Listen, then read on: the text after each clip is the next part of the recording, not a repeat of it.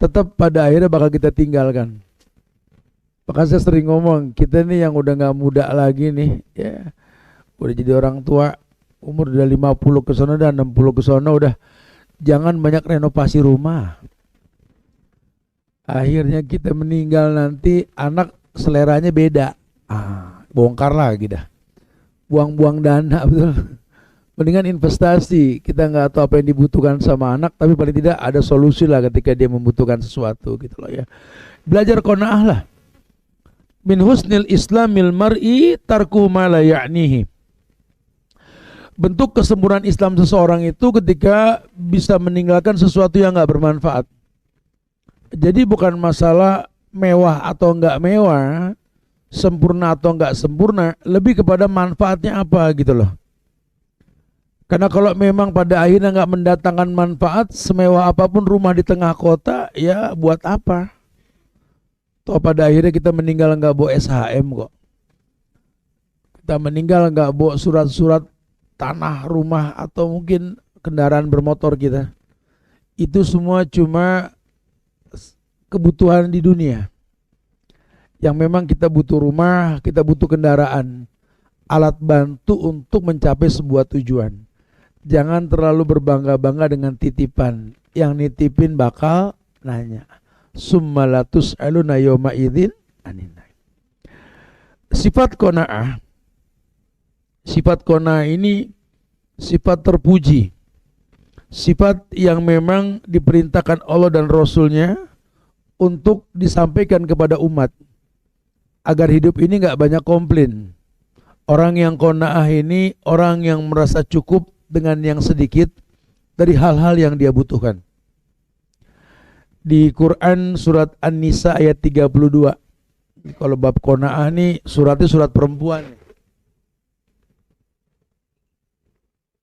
Karena nanti pada akhirnya agama juga menjelaskan di Ali Imran ayat 14 itu zuyina linnasi hubbus syahwat minan nisa'i wal banin wal qanatiril muqantarah minadh dhahabi wal fiddah wal khailil musawwamah wal an'am wal hars. Dzalika mataul hayatid dunya wallahu inda husnul ma'ab. Ya, Allah bisa bikin manusia ini tersilap, terkecoh dengan syahwat yang dia miliki, yang dengannya mata melihat, telinga mendengar. Kalau syahwat yang dikedepankan, yang dia lihat itu udah indah, yang dia dengar pun asik, syahwat. Tapi kalau pakai hati bukan pakai syahwat, dia akan bicara manfaatnya apa. Karena bentuk kesempurnaan agama seseorang itu ketika meninggalkan sesuatu yang gak bermanfaat.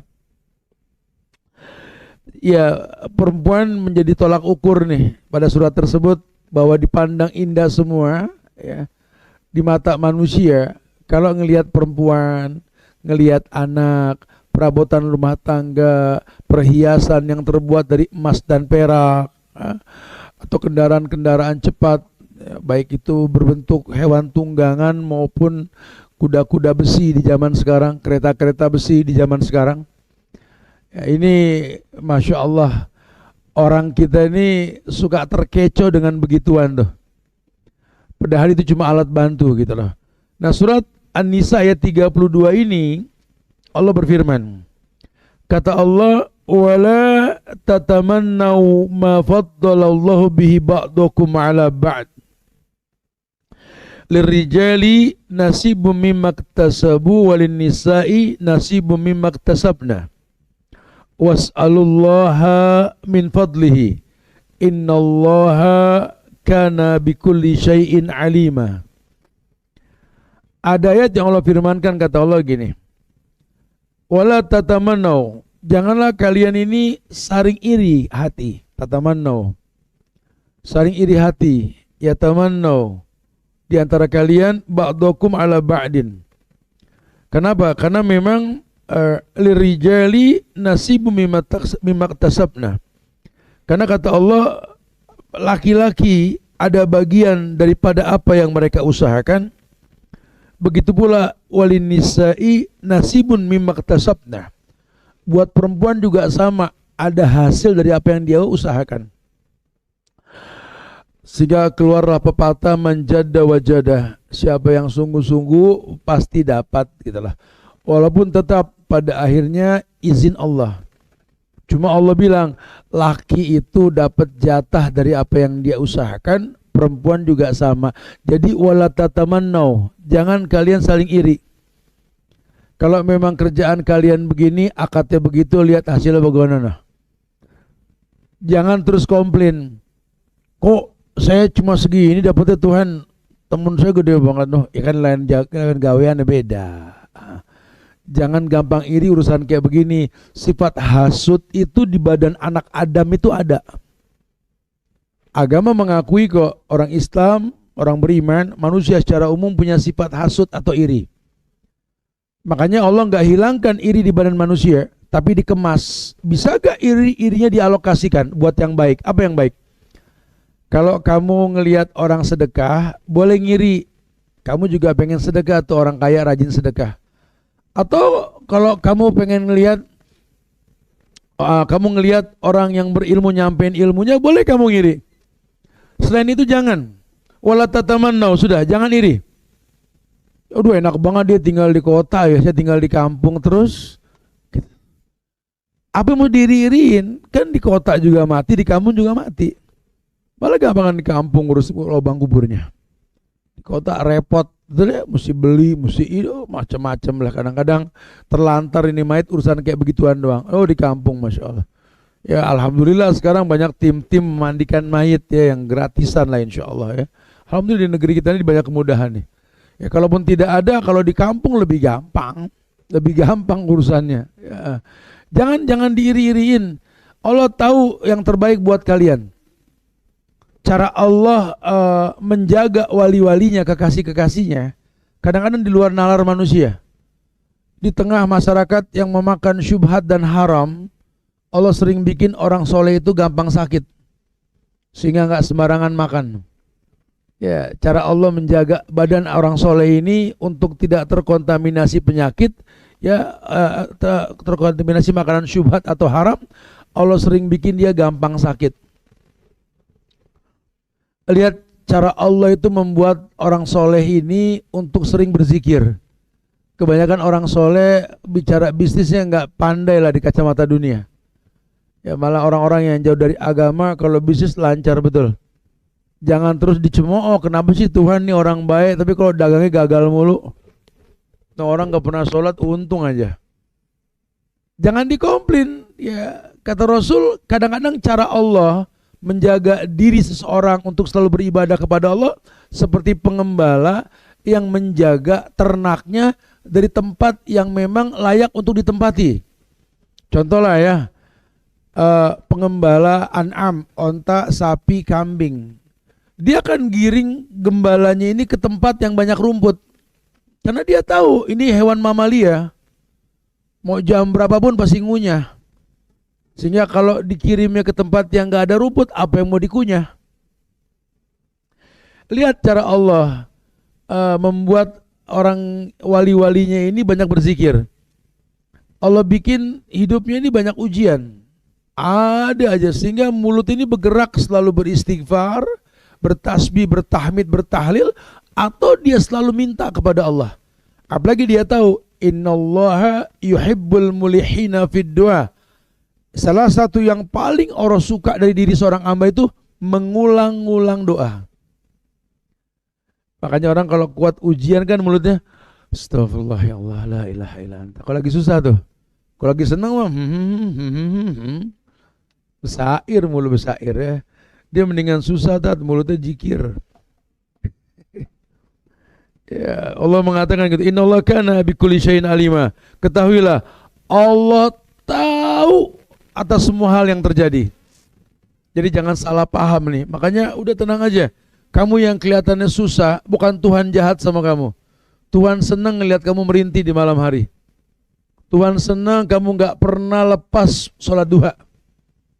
Tuhan senang kamu kalau lagi susah begini, ya Allah majlis taklim penuh. Giliran stabil lagi ekonomi, marbot komplain, kok sepi tat? Ya udah lagi tenang ini. Lagi lancar usaha. Ya lihatlah kenyataannya begitu. Di Quran ada surat lain, surat An-Nahl ayat 97, sering kita bahas ini.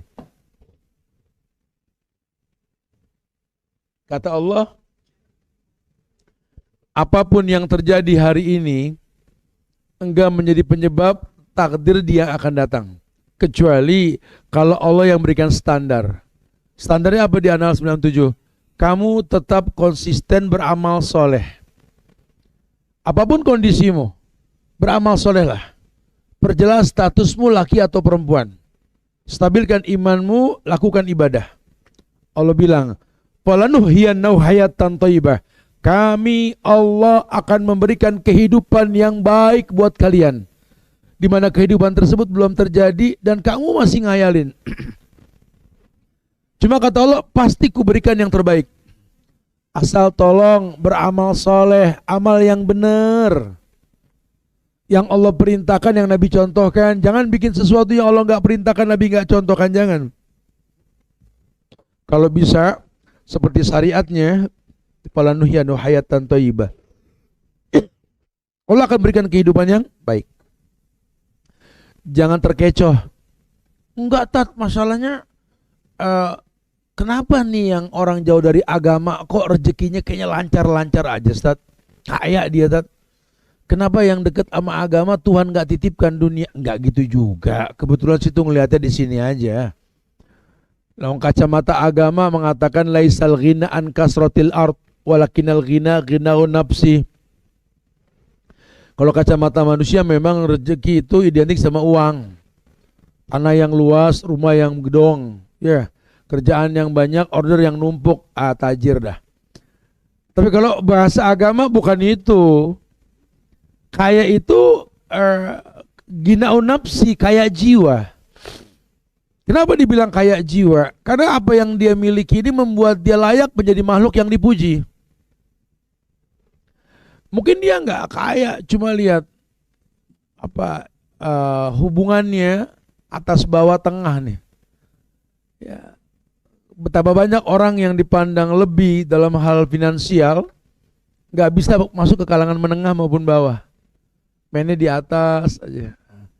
Ya terus buat apa? Berarti kita orang yang nggak sukses. Kenapa? Karena kalangan kita tertentu. Justru kalangan yang orang sukses itu ketika bisa masuk ke semua kalangan. Ya, artinya apa? Artinya dia bisa memberikan manfaat dimanapun dia berada. Itu orang sukses. Di mana bumi dia pijak, syariat dia junjung tinggi. Ini orang Masya Allah. Kalau buat orang kaya untuk bikin orang seneng, ya dia keluarin dana lebih, dia bikinkan makanan atau belikan makanan, kasih orang-orang senyum. Untuk bikin orang senyum itu butuh biaya. Tapi kalau orang yang berilmu, bikin orang seneng, mungkin gak punya biaya, tapi dia bermuka manis, senyum di hadapan orang. Senyumnya satu orang ini bisa membuat tenang orang satu tempat. Gak butuh biaya. Membuat hati bahagia gak butuh biaya. Kayak kita anak ke orang tua. Orang tua itu buat bikin kita bahagia sampai kayak gini, waduh, banting tulang modal habis-habisan lah. Padahal kita bisa ngebalas orang tua kita dengan banyak senyum sama mereka. Orang tua gak usah dibawain bawaan macam-macam dah. Anak tiap ketemu muka orang tua senyum juga dia seneng.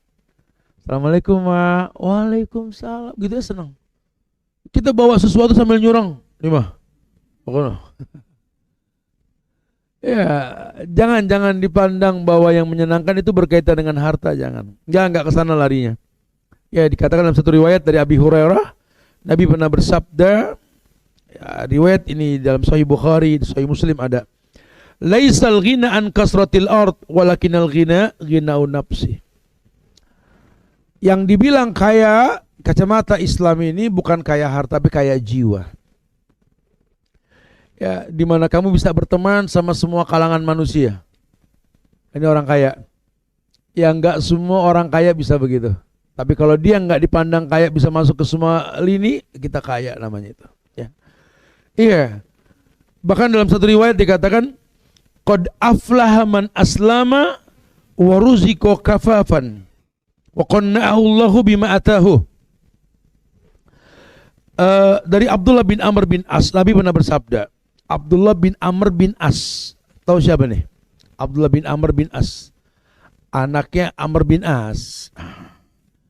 Karena Abdullah bin Amr ya, bapaknya Amr bin As. Bapaknya sahabat Nabi, anaknya juga sahabat Nabi.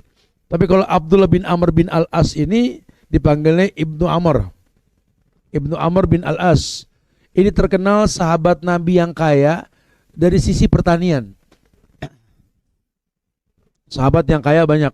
Utsman, Tolha bin Ubaidillah, Zubair bin Awam di hari tuanya, Abdullah bin Umar dengan ternaknya. Ini salah satunya nih. Ya, Abdullah bin Amr bin Al-As. Dia orang kaya dari segi pertanian. Ya, tapi dia mengatakan, qad aflaha man aslama wa ruzika kafafan wa qannahu Allahu bima atahu. Aku mendengar Nabi pernah bersabda begini, qad aflaha, sungguh telah beruntung. Siapa yang dibilang beruntung? Man aslama, barang siapa yang masuk Islam, beruntung. Wa ruzika kafafan, diberikan rezeki yang cukup, wa qannahu Allahu bima atahu, dan dia dijadikan nerima dengan takdir yang Allah takdirkan. Ini orang kaya yang ngomong. Kata dia, aku ini orang kaya, punya segalanya.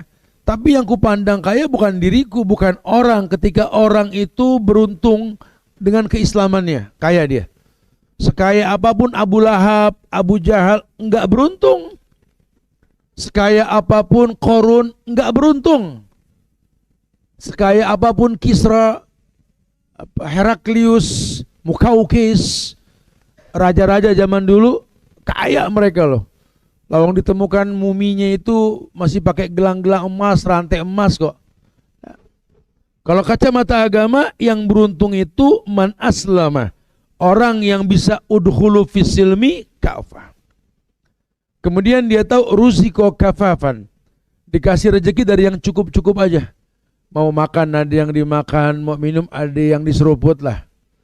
Ya, mau jalan ya ada kendaraan, atau cuma sekedar untuk sekedar bahan bakar ada, cukup sudah. Nggak usah punya SPBU lah, karena nggak manfaat juga. Yang penting kan tiap jalan tangki nggak kosong. Ya, jangan terus kita kalau tahu manfaat bensin buat kendaraan kita ngayalnya bukan cuma bisa beli bensin, beli SPBU kalau perlu ya. Nanti lain cerita ya, manajemennya lain lagi nanti, bakal panjang tuh urusannya. Ya, makanya sesekali mendatangkan kebaikan. Kayak kita pernah bahas, Anda yang suka dengan gunung, datang ke puncak, gak usah beli villa, bakal bosan sama gunung. Anda yang suka dengan sungai, ya gak usah beli tanah riverside lah ya. Ya sesekali lah kita glamping pinggir sungai lah, jadi ngangenin. Ya, karena orang serakah enggak, pengen punya sekalian, ya rusak akhirnya. Keuntungannya enggak double-double, yang ada kerusakan yang bakal dia lakukan. Itu bahasa agama. Dia diberikan rezeki yang kafafan, yang sekedar cukup. Wa qannahu bima atahu, dan dia enggak ada komplain dengan apa yang Allah titipkan sama dia. Itu orang yang beruntung, kata Nabi.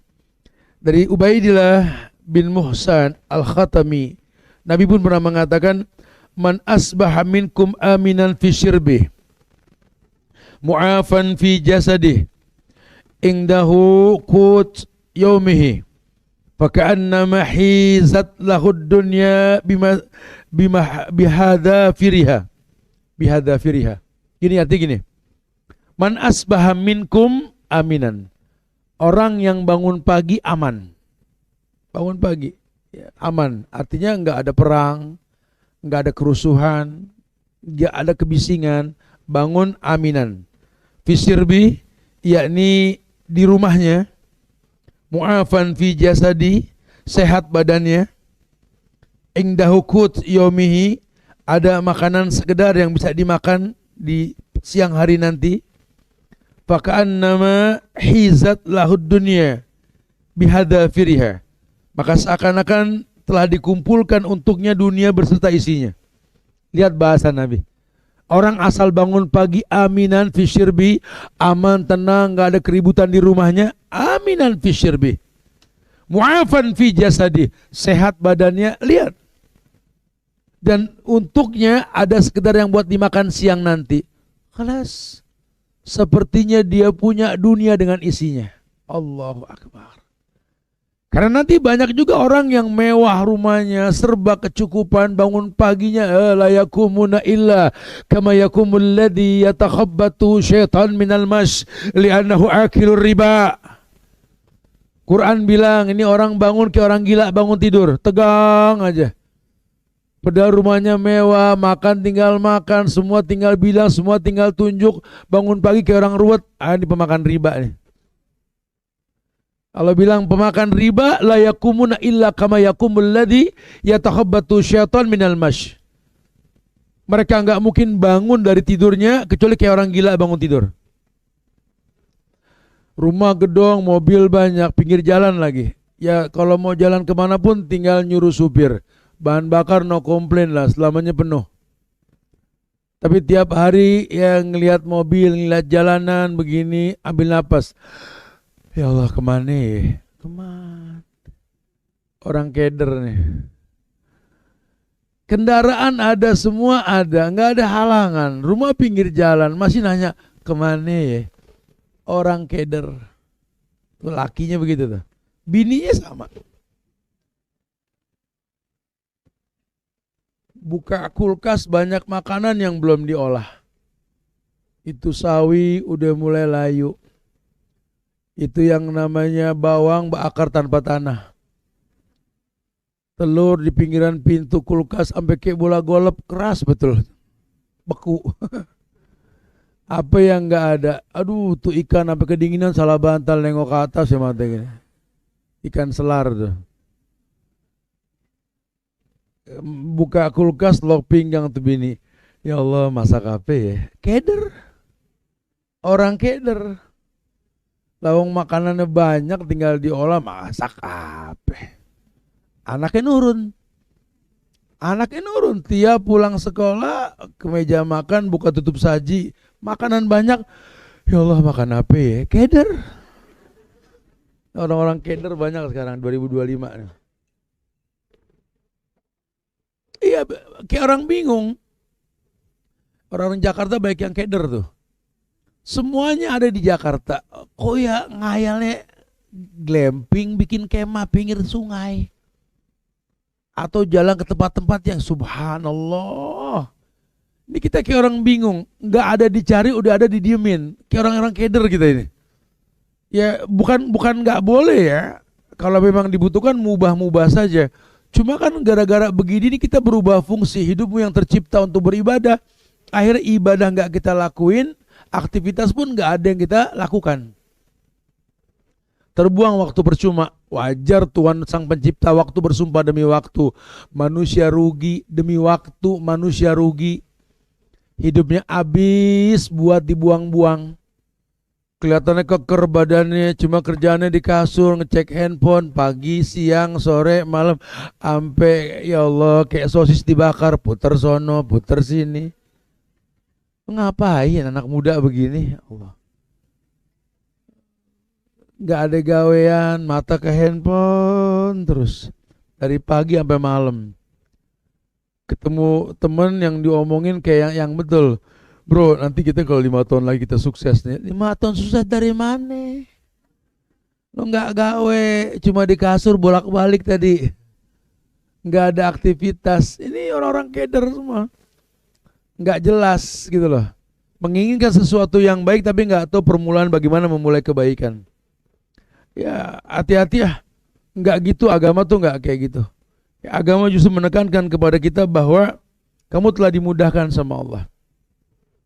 Sepertinya kamu orang kaya yang punya dunia dan isinya. Kalau di mata Tuhan yang penting kamu bangun, nggak ada kerusuhan, nggak ada perang, dan memang ada perang di negeri kita. Ya, perang batin banyak, perang nyata enggak lah. Perang batin banyak, konflik yang kita buat-buat di batin kita banyak. Padahal nggak ada masalah. Aduh, kalau ini hari saya nggak dapat saya mati nih. Sampai 2 hari yang lalu, 2 hari berikutnya nggak mati-mati orang. Panik yang dibikin-bikin gitu ya. Ya kenapa? Karena kita dibikin apa ya? Jadi kayak menonton itu apa? Peradaban palsu. Karena yang kita tonton ini bukan yang di negeri kita, di negeri lain. Ya, kita lihat tontonan-tontonan di negara lain yang negara kita nggak kayak begitu. Karena sering kita nonton, akhirnya kita terwarnai. Benak kita terbrainwash dengan apa yang kita lihat. Itulah kenyataannya. Akhirnya rasa khawatir yang timbul. Jangan-jangan juga bisa begitu. Jangan-jangan juga saya begini. Jangan-jangan semuanya jangan-jangan. Allah, agama nggak bikin kita kayak begitu. Agama bilang udah, kamu bangun dalam kondisi aminan, tenang, nggak ada masalah. Di rumah kamu sendiri. Rumahnya pun nggak dibicarakan besar kecil. Pokoknya fisyirbi aja. Kamu bangun sehat badan, nggak sakit. Bahkan tenang, kenapa? Karena udah kebayang siang bakal makan apa nanti. Cukup sudah. Dunia dan isinya kamu punya sudah. Allahu Akbar. Ya. Dan ternyata memang bahagia itu nggak mesti sempurna seperti apa yang kita lihat dalam kehidupan orang lain. Sampai Nabi mengatakan, ungzur ilaman asfala minkum wala tangzuru ilaman huwa fawqakum. Fahuwa ajdaru alla tasdaru ni'matallah. Ungzuru ila man asfala minkum. Pandanglah orang yang berada di bawah kamu dalam masalah harta dan dunia. Wala tangzuru ila man huwa fawqakum, dan jangan kamu pandang orang yang berada di atasmu. Kenapa? Fahuwa ajdaru alla tasdaru ni'matallah. Karena yang seperti itu layak sehingga membuat kamu tidak meremehkan nikmat Allah. Kamu yang nggak punya mobil, ya udah jangan lihat orang yang mobilnya mewah nggak ada beres. Lihat ke bawah. Masih banyak orang lain juga yang nggak punya. Alhamdulillah, kamu masih punya. Ya, walaupun nggak punya mobil, masih punya motor. Alhamdulillah. Nggak punya motor ya, masih ada sepeda. Goes gampang. Sepeda nggak ada juga, masih bisa jalan. Banyak yang di wheelchair.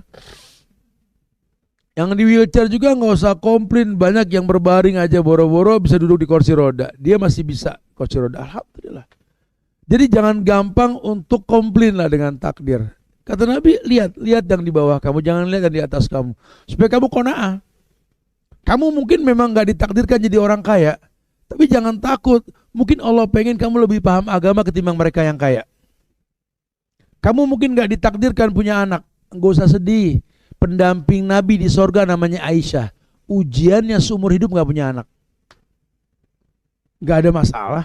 Tapi sampai hari ini ya lebih dari 2000 hadis yang diriwayatkan melalui Aisyah.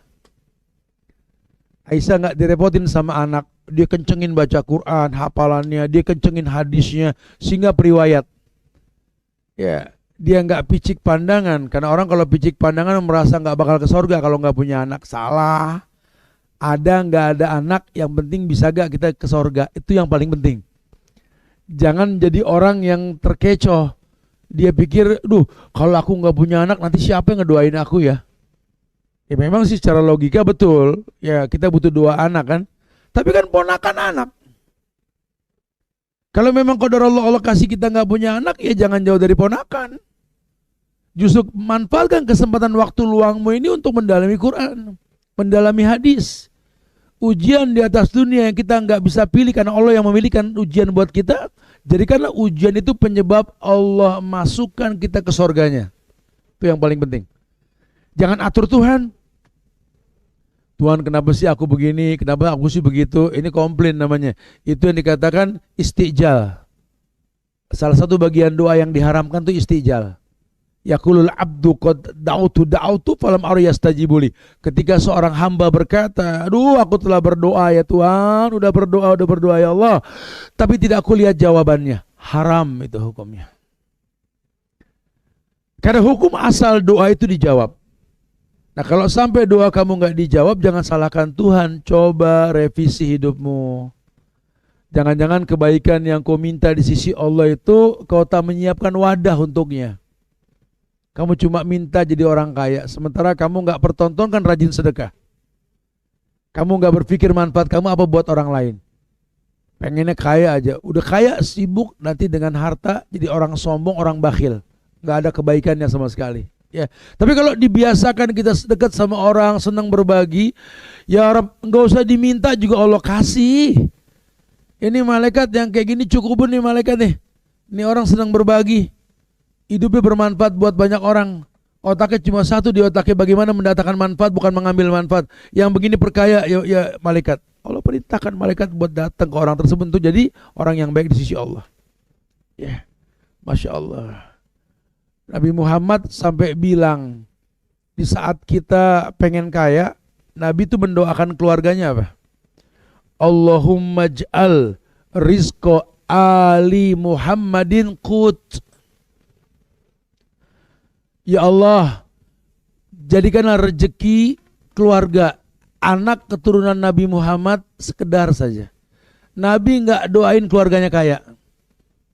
Makanya kalau nanti ada orang ngaku ahlul bait keluarga Rasul kaya, maaf ya, bertentangan dengan hadis ini. Bukan berarti dia nggak boleh kaya, cuma secara umum Nabi doakan Allahumma j'al rizqa ali Muhammadin qut. Ya Allah, berikanlah rezeki keluarga Muhammad dan keturunannya qutan, sekedar saja. Bahkan keluarga Muhammad, inna ala Muhammad ayakulu sodaqah.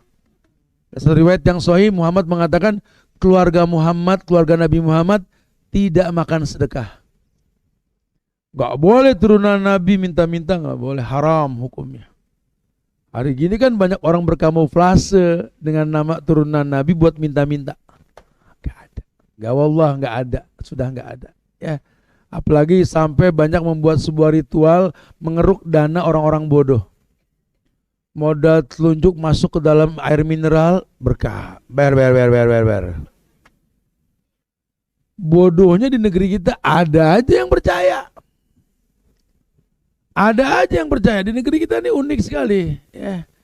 Korban ini pewayangan, korban tontonan-tontonan apa, cerita-cerita kolosal masa lalu gitu loh. Ya, sehingga keberkahan tuh datang dengan seperti orang sakti yang mendatangi dia atau apa gitu loh. Kita nggak ilmiah dalam memahami ujian hidup, kita nggak ilmiah. Lihat, Muhammad mengatakan Allahumma j'al rizqa ali Muhammadin qutan. Di sela-sela kita minta rezeki lebih, Muhammad malah minta ke Allah, jangan lebih-lebihin rezeki keluarga Muhammad, sekedar aja ya Allah.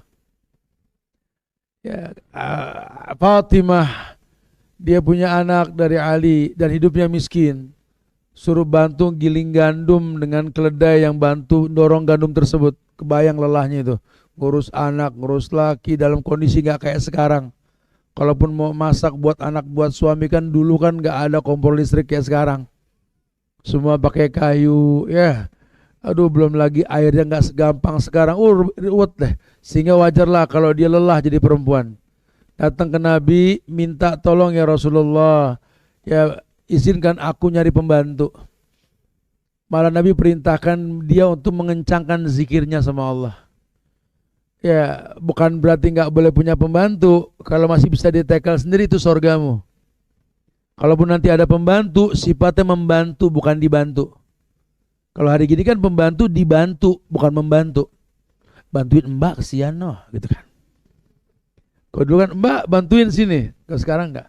Mbak ditontonin bawa barang berat dari mobil, pedal majikannya gede.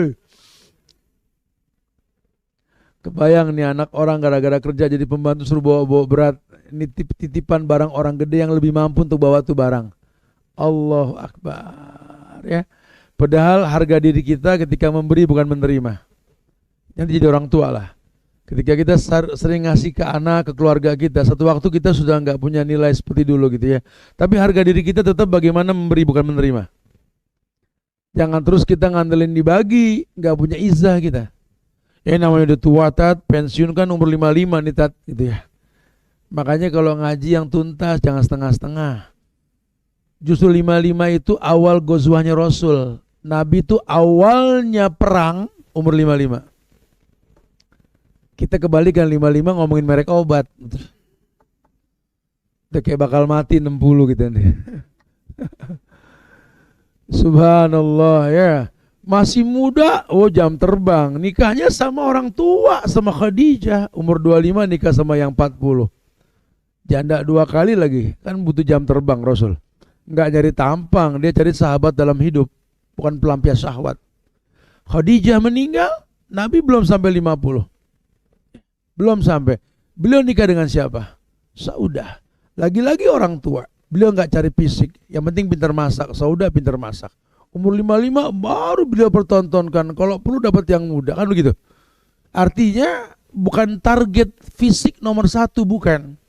Bisa gak pilihan hidupmu ini adalah sahabat dalam hidupmu, yang kamu dengannya bisa mengetuk pintu sorga, bukan cuma bisa mengarungi kehidupan bersama. Karena jangan dihayalkan, di dunia ini kita nggak traveling, kita cuma transit.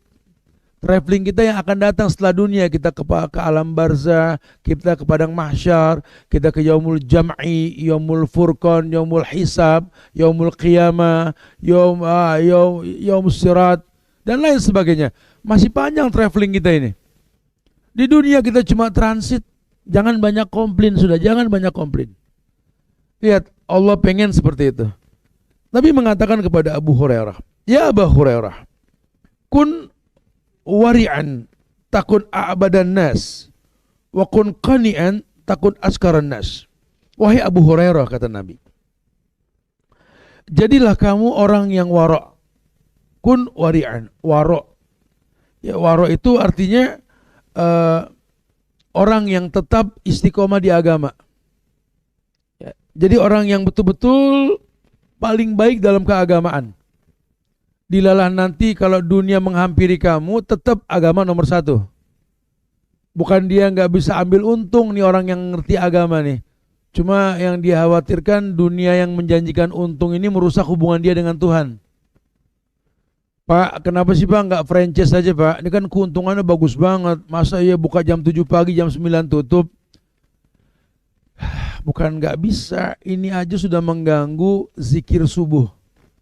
Ini aja sudah mengganggu sholat duha. Kalau saya tambah lagi usaha, berantakan sholat saya nanti. Enggak. Toh ini juga sudah cukup kok. Hidup nggak punya utang walaupun nggak kaya, nyaman. Jadi orang-orang qanaah begitu. Oh, nggak kayak orang yang rakus pengen semua diambil keuntungannya, enggak lah. Ukuran dia pokoknya dunia ini sekedar.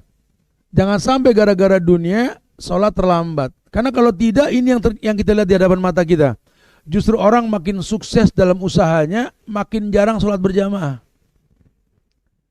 Orang makin hebat dalam posisi jabatannya, makin sering masbuk. Siapa yang terlambat? Bos. Oh, bos. Cuma kan terlambat mulu, dia sih nggak maru. Emang dia yang bikin masjid gitu loh. Jadi ukurannya dia yang bikin. Terus kalau dia sudah bikin, lebih mulia ketimbang yang lainnya. Di mata Allah itu bukan cuma sekedar buatnya, setelah buat mau diapain tuh tempat gitu loh. Ya, jangan terkecoh. Dia bisa bikin masjid, ya wajar loh, dia punya uang. Uang juga uang Tuhan, bukan uang dia. Kalau nggak dia puterin ke masjid, ya dosa dia nanti. Kan Allah cuma titipin itu dunia dalam bentuk uang tadi buat dimanfaatkan. Kalau bahasa Tuhan itu, nahnu narzukukum wa iyyahum. Kami kasih rezeki sama kamu tuh buat mereka. Wajar orang kaya nyumbang gede. Ya, wajar sekali. Tapi jadi nggak wajar kemudahan yang dia miliki nggak membuat dia di sop paling depan. Ya nggak jadi kesian lah si miskin yang nggak bisa bersedekah. Tapi lihatlah, hasil sedekahnya membuat dia nyaman di depan masjid yang paling depan. Buat Allah itu inna akramakum indallahi atqakum. Yang paling mulia di antara kalian itu yang paling bertakwa di sisi Allah. Bukan yang paling banyak hartanya, ya yang paling dekat dengan kemuliaan. Harusnya orang kalau sudah kaya kan lebih gampang, nggak ada alasan buat terlambat lawang dia yang punya dunia. Kalau miskin telat wajar, memang jalannya jauh, nggak ada modal juga buat jalan cepat. Kalau ini kaya mah nggak ada alasan. Ya, dia bisa pesan mobil apa aja, beli motor apa aja, atau dia bisa stop nih event untuk nggak mengganggu ritual ibadah dia kepada Allah. Dia orang punya power, cuma kenyataannya nggak. Malah si miskin yang papa ini dapat sop paling depan. Si kaya yang segalanya punya nggak pernah bisa on time dalam ibadah. Itu orang rugi, orang miskin itu. Makanya Abu Hurairah kata Nabi, kun wari'an takun abadan nas. Kamu jadi orang yang ahli ibadah. Maka otomatis kamu akan jadi orang yang paling qanaah. Orang yang paling bersyukur di sisi Allah. Ya, jangan sampai kamu gak kenal agama. Jadi ukurannya bukan standar baik menurut kita, bukan. standar baik menurut Allah. Karena rezeki yang kita miliki di dunia ini takdir yang telah ditentukan. Rezeki yang kita miliki di dunia ini takdir yang telah ditentukan. Kita sering dengarkan kajian tentang malaikat yang diperintahkan meniupkan ruh dalam kandungan seorang ibu pada bayi yang akan dihidupkan sama Allah. Kalau nanti itu bayi udah ditiupkan ruh, yuktabu bi arba'i kalimat, ditetapkanlah 4 ketetapan kalimat. Bikat birizki wa ajalihi wa amalihi sakiyun au sa'idun, ditentukan sudah. Ke depan kamu seperti apa Allah Maha tahu, dan kamu mesti berhusnuzon. Tidak ada takdir yang buruk. Kalau nanti kau rasakan buruk dalam takdir karena memang prasangka burukmu sama Allah, kamu nggak qanaah. Orang kalau kaya nggak qanaah, kurang, nggak tahu apa yang dia cari, sampai kurang tidur, kurang istirahat, nggak ngelihat anak tumbuh berkembang, nggak bisa silaturahmi, ya mau ngapain juga nyeksa diri. Emang kalau udah meninggal bawa banda, kan nggak ada gunanya tuh banda. Ya, kita bukan mayit orang Mesir kuno yang dibalsem jadi mumi, bawa banda semua ke dalam peti mayitnya, toh dibawa juga nggak ada manfaatnya. Banyak kok peti mumi yang dibuka udah jadi tulang belulang, masih utuh, orang udah kacau bentuknya. Kita bukan mereka, pun kita seperti mereka. Lihat, apa iya manfaat dunia sama orang yang sudah mati? Gak ada. Idza mata ibnu Adam inqata amaluhu. Kalau anak Adam meninggal, putus dengan dunia. Mendingan mumpung masih sanggup untuk urusan dunia, berfikirlah bersedekah.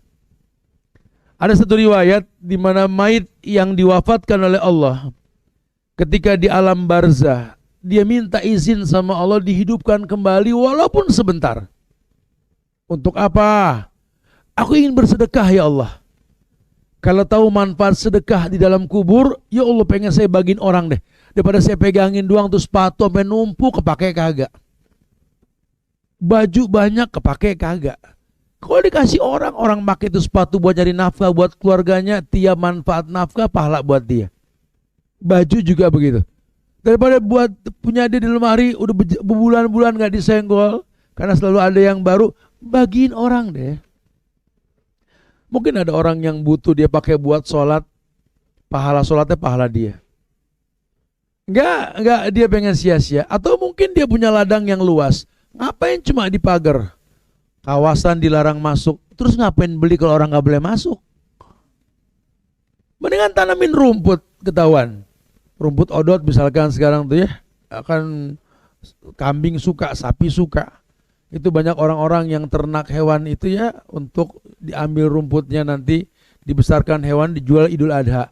Itu korban orang dari hewan yang dibeli dengan rumput yang dimakan, pahala korbannya pahala dia. Coba. Ketimbang dipagar, akhirnya jadi sesuatu yang berbahaya, malah jadi semak belukar, nggak ada manfaatnya. Begitu rumah juga sama. Bahasanya investasi. Allahu Akbar. Nggak ada manfaatnya. Min husnil islamil mar'i tarkuhu ma la ya'nihi. Bentuk kesempurnaan Islam seseorang itu ketika meninggalkan sesuatu yang nggak bermanfaat. Ayo, mumpung masih mampu untuk berbuat baik, fastabiqul khairat. Orang-orang qanaah begitu. Sehingga nanti lebih mengarah kepada juhud. Juhud itu dia batasi hidupnya dengan dunia. Dia bisa ngapain aja, cuma yang jadi masalah kan dia berusaha membatasi dengan dunia. Dia cuma khawatir kalau dunia semua dia aktifkan, kesempatan buat ibadah nyaris nggak ada. Ya dari pagi sampai sore kerja terus. Ya kapan ngajinya kita? Ya sementara kan yang kita butuhkan pahala ngaji tadi. Ya padahal kita sudah punya power, punya kemampuan. Dengan uang yang kita punya bisa beli suplemen jadi sehat. Ya punya perpustakaan, bisa belajar, punya waktu lah. Intinya pembantu ya tinggal nyuruh semua bisa. Mestinya bisa maksimal loh itu. Menjadi orang yang gak jauh dari Quran harusnya. Cuma ya gak tahu lagi-lagi dunia. Dunia ini watafakhurum bainakum watakasrum fil amwali wal aulad. Memang dunia ini cenderung membuat kita bermewah-mewah. Ya, berbangga-bangga dengan jumlah angka harta dan anak. Akhirnya takjub dengan ukuran kacamata kita. Oh, dia mah kaya karena hartanya banyak. Oh, dia mah beruntung banget ya, udah kaya, anaknya banyak, sehat-sehat. Itu kama sali ghaisin a'jabal kufar nabatuh. Kata orang, kamu tuh mata kamu kayak orang kafir ngelihat bukit yang kering kerontang, hijau karena diguyur hujan. Hijaunya itu sebentar. Emang forever kan? Enggak. Sama dengan yang kamu rasakan sekarang, sebentar. Yang disuruh adalah istimbatkan. Yang sebentar manfaatnya apa gitu loh. Jangan sampai terkecoh. Oh, kalau enggak rugi banget. Bahwa banyak orang yang terjebak dalam kerugian. Wa iyadubillah wa na'udzubillah. Jamaah Allah muliakan. Ya, jadi ketika Nabi bilang sama Abu Hurairah tadi, ya Abu Hurairah, kun fi dunya ka'annaka kun warian takun a'badan nas. Tolong kamu di dunia ini jadilah orang yang tetap stabil dalam keagamaan. Karena biasanya orang kalau sudah menguasai agama, dunia datang menunduk. Man kanatil akhirah hammahu ja'alallahu ginahu baina ainai wa jama'alahu samlah wa atathu dunya wa hiya raghimah. Kata Nabi, orang yang orientasinya akhirat bukan dunia, Allah bikin di antara kekayaan dalam hatinya. Dan Allah kumpulkan semua masalah hidupnya. Allah datangkan dunia menunduk sama dia. Allah bikin dunia menunduk sama dia. Dia jadi orang yang apa kata Nabi? Qad aflaha man hudiya ilal Islam wa ruziqa kafafan wa qanna'ahu bihi. Menjadi orang-orang yang dikatakan beruntung. Kenapa? Karena dia bisa tetap istiqomah warian tadi. Seakan-akan di atas syariat agama yang betul. Wa ruziqa kafafan. Rezeki buat dia bukan banyak atau sedikit, yang penting cukup. Ya, dia bisa ada sekedar yang dia makan. Standarnya kayak orang puasa berbuka, walaupun gak makan seharian, tapi jangan sampai gak ada yang dimakan ketika buka. Cukup, sudah cukup. Wa qanna'ahu bihi, dan dia menerima semua yang Allah kasih. Alhamdulillah ala kulli hal. Dia tahu memang saya seberat apapun usaha saya, kalau memang Allah belum takdirkan saya jadi orang kaya, ya nggak apa-apa. Yang penting yang saya tahu pokoknya kerja aja, berangkat pagi pulang sore. Saya juga nggak pernah tahu untung berapa usaha hari ini, cuman yang saya tahu jual beli aja lah. Lillah karena Allah. Ya, dikasih untung alhamdulillah, enggak juga memang qadar Allah. Saya yakin banget enggak ada orang yang usaha kalaupun enggak laku kelaparan, enggak ada. Dan dia enggak pengen menghalalkan yang diharamkan. Dia pengen jadi orang yang betul-betul mendatangkan manfaat. Maka dia bergaul tadi, laisal ghina an kasratil ard walakinal ghina ghinaun nafsi. Dia tahu yang kaya itu di sisi Allah itu bukan kaya harta, kaya jiwa. Walaupun usahanya belum berjalan lancar, dia tetap bergaul. Enggak jadi orang yang pesimis. Ya, mungkin dia enggak diuntungkan materi, diuntungkan pahala. Makin bijak dalam hidup, akan menyampaikan sejuta kebaikan. Ya, enggak apa-apa, saya enggak bisa menguntungkan materi, saya bisa menguntungkan ilmu. Pokoknya dia berpikir bagaimana bermanfaat, bukan cuma mengambil manfaat. Lihat. Masya Allah. Ar-ridha biqada'illah. Ar-ridha biqada'illahi ta'ala wa taslimu li amrihi ilmun an ma indallahi khairun lil abran. Ridho dalam ketetapan Allah, takdir Allah. Berserah diri pada keputusannya, yaitu segala yang dari Allah itulah yang terbaik. Ini yang dibilang qanaah. Ketika dia ridho, ar-ridho biqadaillah, dia ridho dengan ketetapan Allah. Wa taslim, berserah diri li amri, pada keputusan Allah. Alima an ma indallahi khairun lil abrar. Yakni segala yang dari Allah itulah yang terbaik buat dia. Enteng hidup. No komplain. Dia enggak ada komplain sama Allah. Ada satu riwayat dari Nabi ketika beliau menjelaskan tentang bolehnya orang untuk minta kaya dengan niat yang benar. Kata Nabi begini, la ba'sa bil ghina. La ba'sa bil ghina, tidak mengapa seorang itu minta kaya. Liman atqa wa suhha, liman atqa khairun minal ghina wa tibun nafsi minan na'im. Nah, tidak mengapa orang itu minta kaya asalkan dia bertakwa. Sehat bagi orang yang bertakwa itu lebih baik dari kaya, dan hati yang bahagia bagian dari nikmat. Jadi kalau memang kita tahu harus jihad, dan jihad yang paling utama dengan harta gitu ya. Al jihadu fisabilillah bi amwalikum. Yang saya tahu jihad dengan harta. Biar bagaimana saya mesti naklukin dunia nih. Karena ada target jihad dengan harta. Boleh. Tapi kalau dia nggak tahu peruntukan harta buat jihad, jangan ngayal kaya. Bakal banyak pertanyaannya. La tazulu qadama 'abdin yaumal qiyamah, nih kaki nggak bakal geser. Hatta yus'ala an salasa, an jismihi, an ilmihi, wa an malihi. Ditanya tuh tentang ilmu, tentang badan sampai tua dihabisin buat apa, dan plus harta yang kau miliki. Bakal ditanya min aina iktasabahu wa fima anfaqahu. Dari mana kau dapat, kemana kau alokasikan. Bakal panjang. Tahu gak satu hari itu 1000 tahun di akhirat nanti. Urusan kayak beginian bakal panjang. Nah sekarang kalau kita memang sudah tahu, ayo jadi orang kaya. Tujuannya apa? Sedekah.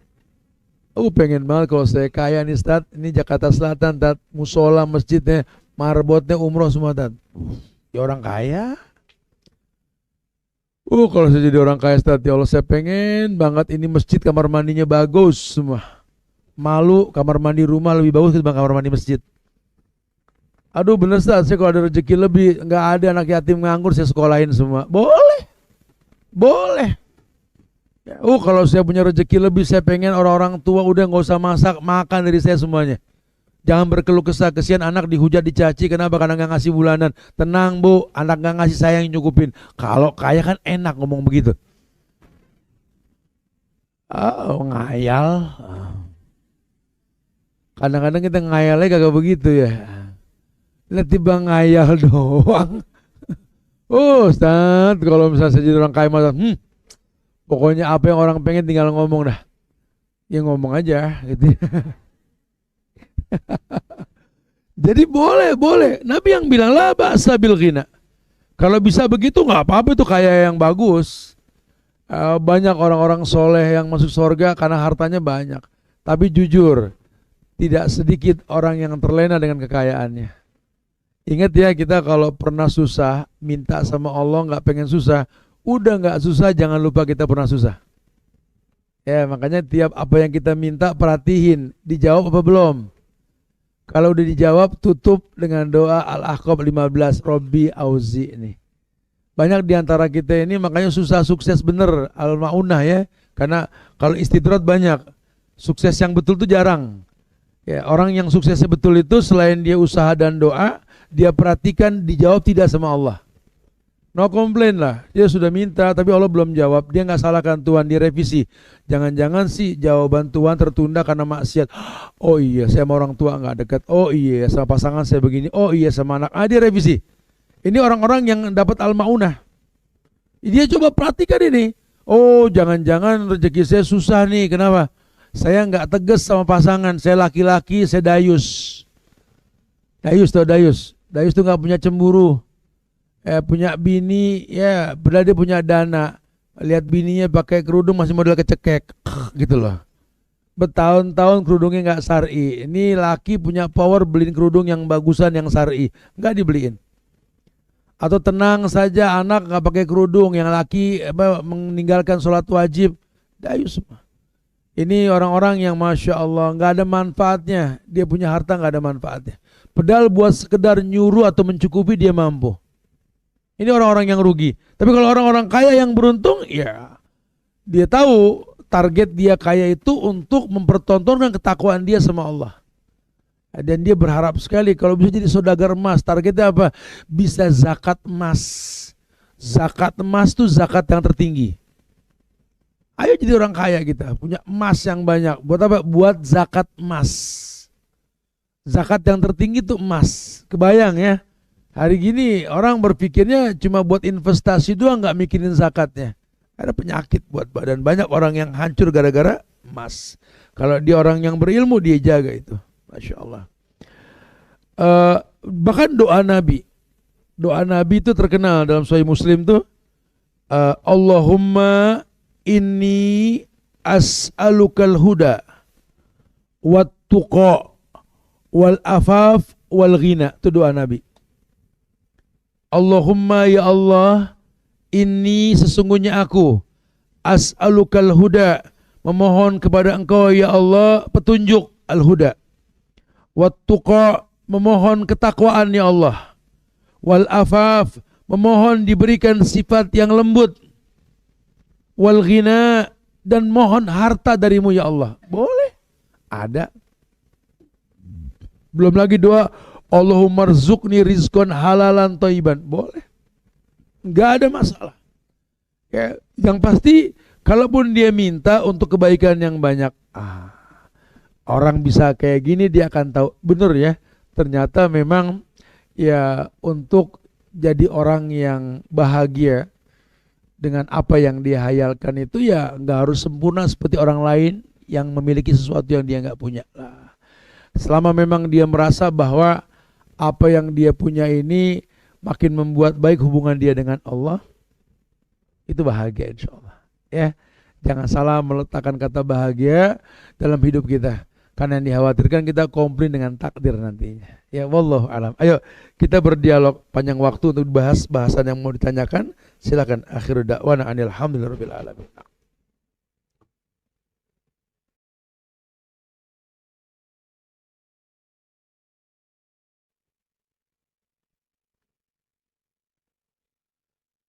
Assalamualaikum Ustadz. Apakah hukumnya bahagia di atas penderitaan orang? Apakah itu dosa? Ya iyalah. Tapi dalam tanda kurung poligami, subhan. Kenapa mesti poligami sih yang difitnah gitu loh? Ya maksud saya begini, ibu kalau nggak suka masalah poligami bu, ibu robek surat An-Nisa bu. Nggak usah ada surat krek gitu loh. An-Nisa ayat 3 tuh Allah ngomong. Ya, saya sering bilang, atau kita belum melakukan poligami, khalas jangan paksakan. Karena poligami itu kan nikah artinya kan, nikah kedua, ketiga ya. Nikah itu ibadah. Ingat laki-laki, ibadah tidak merusak ibadah. Ya, tidak ada ibadah merusak ibadah. Jadi kalau kira-kira ibadah kamu mendatangkan kerusakan, jangan. Udah, selesaikan omongan kita yang bertahun-tahun cuma omdo doang. Ngomong doang, berani kagak. Udah. Omongin yang lain yang lebih bermanfaat insya Allah gitu ya. Karena poligami ini di kacamata agama solusi bukan tujuan. Kalau tidak ada poligami akan ada prostitusi yang makin berkembang di dunia. Memang di Indonesia, saya ngomong berapa kali dalam kajian ini, kita mau ngomong poligami di negeri kita, saya sampai 10 tahun ke depan saya masih pesimis. Kenapa? Karena jumlah angka laki perempuan ngimbang di Indonesia ini. Lain sama di Palestina. Laki-laki sudah hancur dibunuhin sama orang-orang Israel. Banyak perempuan cantik gak punya pasangan, ngerawat anak sendiri. Ya Rob, saya datang ke sana, saya ngelihat subhanallah, Allah sempurnakan wajah mereka itu. Cantiknya orang, gantengnya orang, lucunya anak. Ya Rob, petani-petani yang sedang menanam pohon delima, kukunya hitam, matanya abu-abu tanpa softline kayak anjing Siberia, saya bilang. Yang laki gantengnya orang, betul-betul. Demi Allah. Ya kesian mereka yang memang gak punya pasangan. Dan memang misinya Fir'aun milenial, orang-orang Israel lokal sekarang nih, kan Fir'aun milenial. Di zaman Musa kan laki dibantai, betul? Ya, sehingga akhirnya dari situ timbullah banyak maksiat di Bani Israel karena kurangnya laki-laki. Timbullah nanti meningkatnya kaum Lut, LGBT, perempuan lebih senang sama perempuan, kerusakan. Dan dikirimlah ke tempat-tempat prostitusi di Eropa, perempuan-perempuan dari Palestina. Lihat, karena nggak terjadi akad pernikahan. Hari gini orang mindsetnya dirubah, mendingan pacaran dulu daripada nikah gagal. Mendingan pacaran dulu daripada nikah gagal. Apa ini omongan?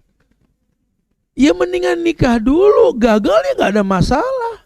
Ketimbang pacaran gagal udah pasti dosa gagal. Kan sama aja. Ya malah kalau nikah kita saling mengenal.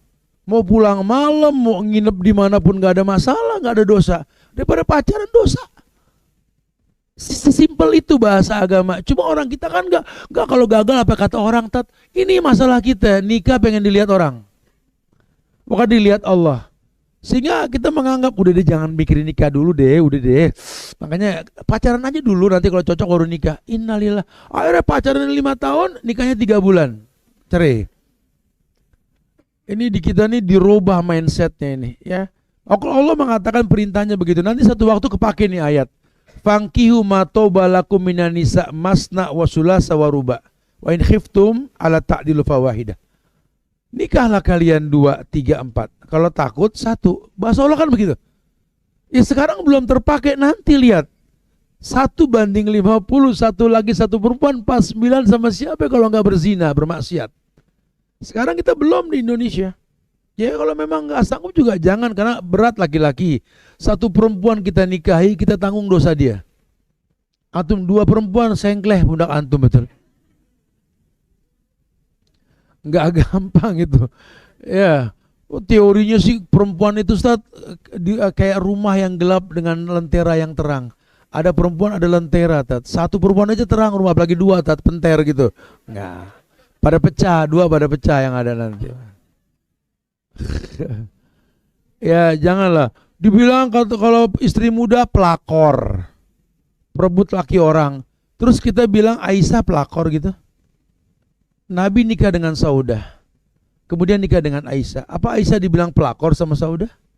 Kemudian nikah lagi dengan Zainab. Apa Zainab pelakor?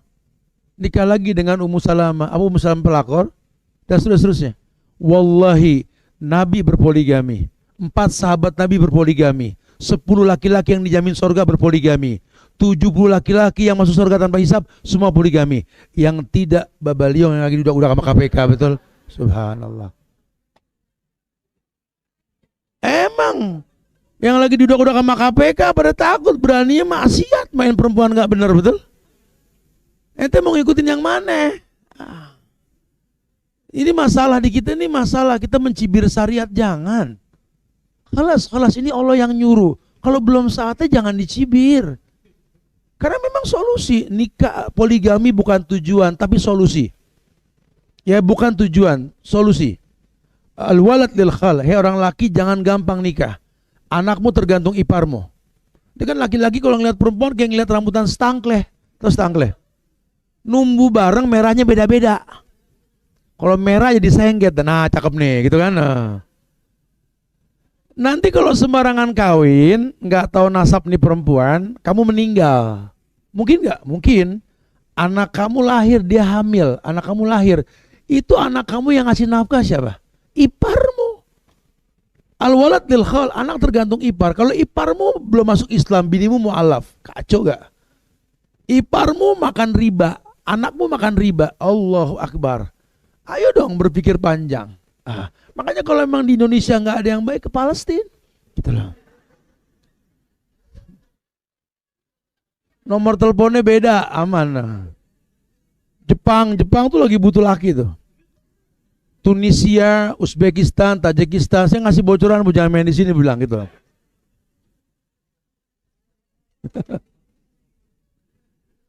Ustadz, berdosakah jika kebahagiaan itu datang pada saat kita mengingat seseorang yang pernah kita cintai? Ini kebanyakan major di kamar nih mungkin.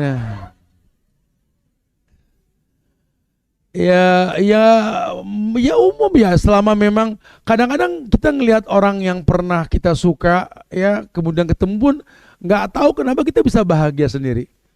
Ya it's okay, nggak ada masalah selama memang nggak menimbulkan mudarat. Jangan terus kita pengen mengulang keburukan tersebut, jangan ya. Ya bahagia itu umum kok, bebas buat orang yang merasakan. Yang mesti dipikirkan dampak bahagianya. Jangan bicara bahagia berujung pada dosa, janganlah. Assalamualaikum, izin tanya, apakah orang yang berzina lalu hamil kemudian menikah setelah anak itu lahir, benarkah pasangan ibu itu harus menikah kembali lah. Nggak ada nikah yang diulang kecuali nikahnya salah. Ya, jadi dalam Islam yang sahih itu kalau sudah nikah halas. Orang hamil di luar nikah dengan lelaki ya, yang dia suka, asal dia dinikahi dengan orang yang menghamili. Karena dia boleh aja nikah sama orang yang nggak menghamili dia, cuma idahnya itu sampai dia lahir, nggak boleh berhubungan intim sampai dia lahir. Idahnya orang yang hamil sampai dia lahir. Tapi kalau dia memang nikah sama orang yang menghamili dia, ya nggak apa-apa, lebih baik. Ya, dia dosa dengan zinahnya. Nanti dia suruh bertobat. Dan anaknya nggak bernasab ke ayah, gitu ya. Wallahu a'lam bishawab. Diingetin itu ya. Kalau anaknya perempuan nanti gede mau nikah, itu ayahnya nggak bisa karena hamil di luar nikah. Al-walad lil firash, al-walad lil firash kata Nabi. Anak itu milik si pemilik kasur, si ayah. Kalau ayahnya belum nikah dengan si ibu, ya bukan milik si ayah berarti. Ya. Bila menikah kembali ulang, apakah harus adalah nggak ada nikah ulangnya? Wallahu a'lam bishawab. Ada pendapat yang suruh nikah ulang, tapi yang sahih enggak. Wallahu a'lam bishawab. Assalamualaikum Ustadz. Kebahagiaan yang sempurna itu apakah bisa didapatkan dengan rajin ibadah Ustadz, dan langkah mencapai kebahagiaan di dunia dan akhirat? Ayo sahih. Orang yang rajin ibadah akan tenang jiwanya. Ala bidzikrillahi tatmainnul qulub. Kalau hati sudah tenang, organ tubuh tenang.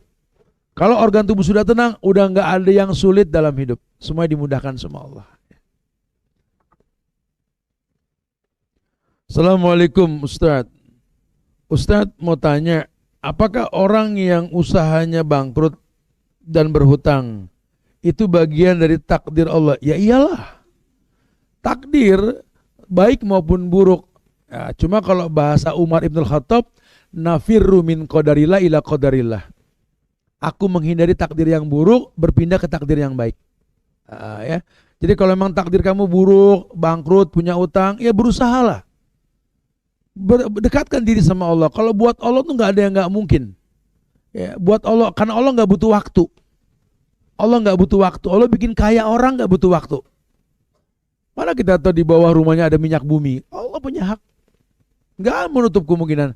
Mana dia tahu yang selama ini batu yang bisa mengganjal kamar mandi dia, batu yang berharga? Allah punya hak. Ya, buat Allah tuh nggak butuh waktu. Ya, kayak kita dengar cerita Ibrahim dibakar api kan? Allah nggak butuh waktu nyuruh hujan turun, lama, mendung dulu, geledek dulu, baru hujan, lama. Cukup bilang api dingin. Kalau buat Allah gitu. Innama amruhu idza arada syai'an ayakula lahu kun fayakun. Ya, makanya kalau orang udah terpuruk, usaha jatuh, utang di mana-mana, yang deket sama Allah jangan makin menjauh. Ya, ini hidup lagi terpuruk, ujian berat dalam hidupnya, malah jauh dari Tuhan. Bahkan ada yang komplain sama Tuhan, dihalalkan yang diharamkan. Salah. Prinsipnya ya habis gimana Ustaz? Kita istiqomah di atas kebenaran hari gini Ustaz. Jangankan yang halal, yang haram aja susah tuh, yang begini nih, yang akhirnya berbuat sesuatu yang dilarang oleh Allah. Janganlah ya, dekatkan diri kita sama Allah. Bagaimana menyikapi kondisi yang demikian Ustaz? Ya dekatkan diri sama Allah. Ya, supaya betul-betul kita tahu Allah nggak mungkin uji kita di luar batas kemampuan kita.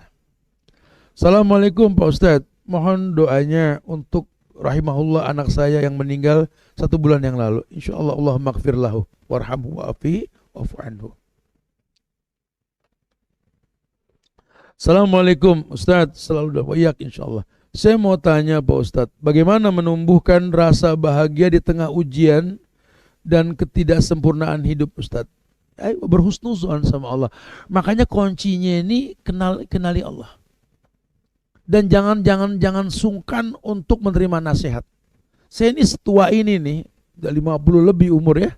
Ini kalau mau jalan pagi saya temuin ibu saya, pasti saya wajib orang pertama saya temuin ibu saya. Saya cium tangan, saya cium keningnya, doain mah biar hari gampang kerja dan gampang kewajiban ngajar dan lain-lain ya.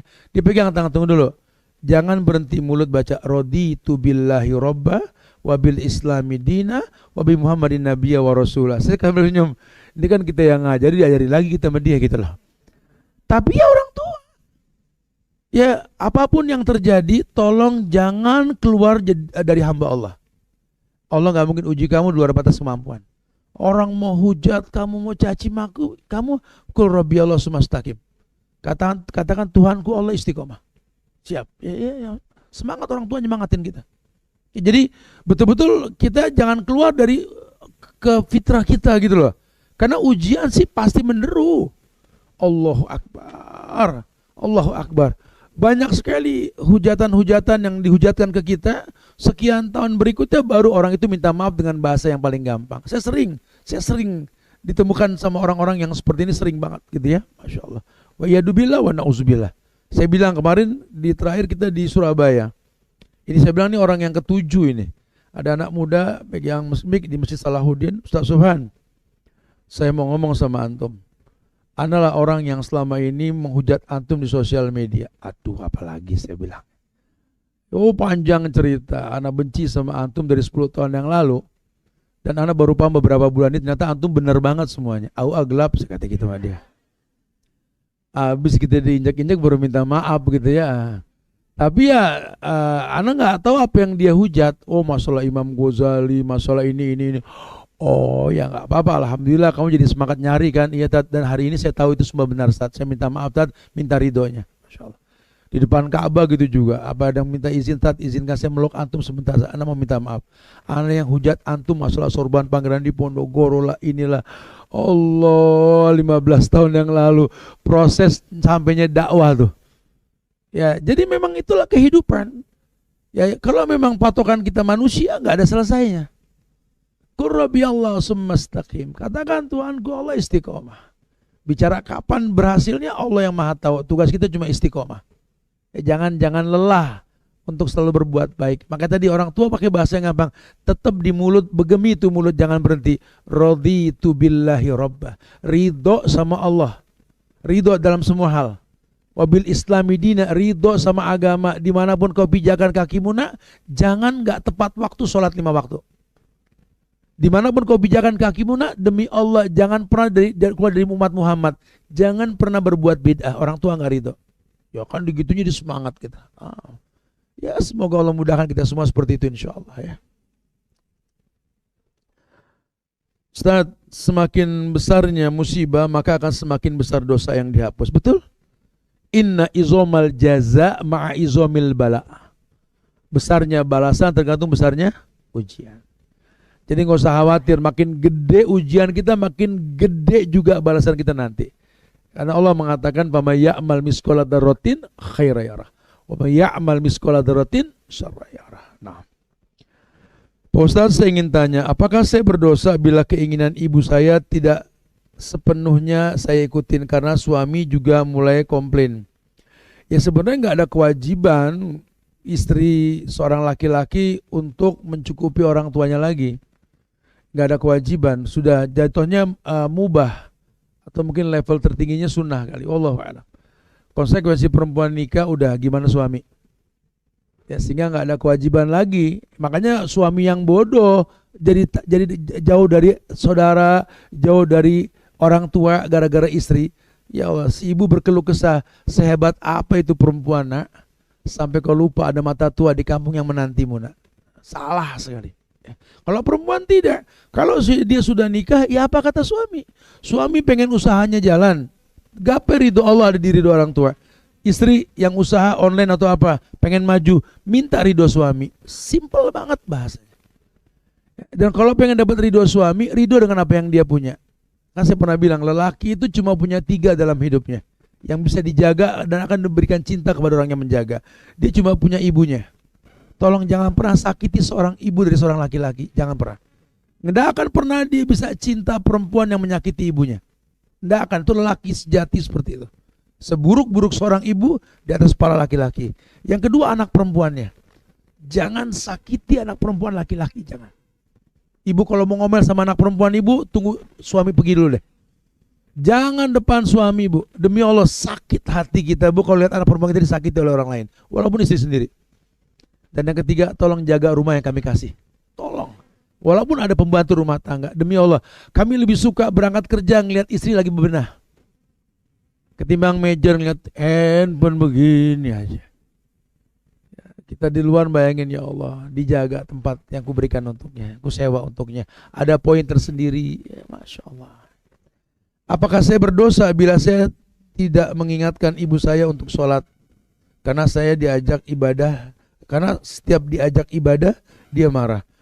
Ya nggak apa-apa, ajak terus. Jangan gara-gara dia marah, terus kita nggak, Allah ini surat kabar segini nih. Iya, akhlak dan adab bertanya itu ini lebih gila lagi, Masya Allah.